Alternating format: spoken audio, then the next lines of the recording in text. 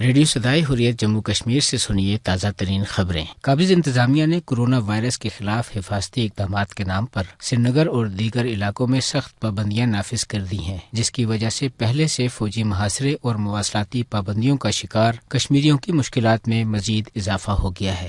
مقبوضہ کشمیر کی خصوصی حیثیت ختم کرنے کے ساتھ ہی بھارتی حکومت نے صحافتی سرگرمیوں پر بھی پابندیاں عائد کر دی تھیں۔ موبائل فون اور انٹرنیٹ کی سروس تاحال معطل ہے۔ آزادی صحافت کے بین الاقوامی اداروں نے اس حوالے سے تشویش کا اظہار کرتے ہوئے بھارت کی قوم پرست حکومت پر زور دیا ہے کہ وہ صحافیوں پر عائد غیر قانونی پابندیاں اور انہیں خوف و ہراس کا شکار بنانا ختم کرے۔ مقبوضہ کشمیر میں غیر قانونی طور پر نظر بند افراد کے اہل خانہ نے میڈیا سے بات کرتے ہوئے کہا ہے کہ کشمیر اور بھارت کی ہر جیل میں گنجائش سے زیادہ قیدیوں کو رکھا گیا ہے، جبکہ غیر صحت بخش ماحول کے باعث ان کے پیاروں کو کورونا وائرس سے متاثر ہونے کا خدشہ ہے، لہذا انہیں فوری طور پر رہا کیا جائے۔ جموں کشمیر امپلائیز موومنٹ کے چیئرمین اور حریت رہنما محمد شفیع لون نے کہا ہے کہ جموں کی ٹاڈا عدالت نے یاسین ملک کے خلاف 30 سالہ پرانے جھوٹے مقدمے میں فرد جرم عائد کر کے عدالتی تعصب کا مظاہرہ کیا ہے۔ یاسین ملک ایک بہادر رہنما ہے اور پرامن سیاسی جدوجہد پر یقین رکھتے ہیں۔ تحریک آزادی کو کشمیری عوام کی بھرپور حمایت کے ساتھ ہر قیمت پر اس کے منطقی انجام تک پہنچایا جائے گا۔ اس کے ساتھ ہی خبریں ختم ہوئیں۔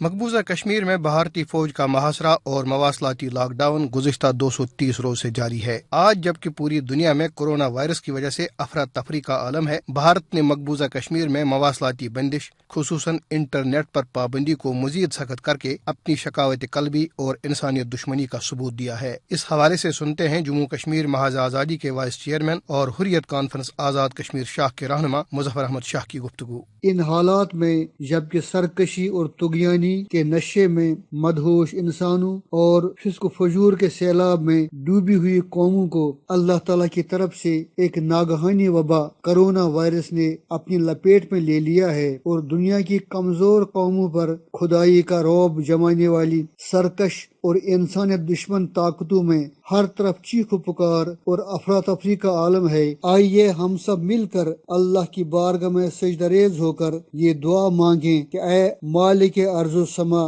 ہم نے اپنی جانوں پر ظلم کیا ہے، تو ہمیں بخش دے اور اس ہلاکت خیز وبا سے تمام ملت اسلامیہ کو اور خصوصاً کشمیر کے ہر بچے، بوڑھے اور جوان کو اپنی حفاظت میں رکھ لے اور ہمیں اپنی قدرت کاملہ سے آزادی کی نعمت نصیب فرما دے۔ اس وقت جبکہ کشمیری قوم شدید آزمائشوں میں مبتلا ہے، ان حالات میں صبر و استقامت، اپنے صفوں میں اتحاد اور صدقے دل سے دعاؤں کی اشد ضرورت ہے۔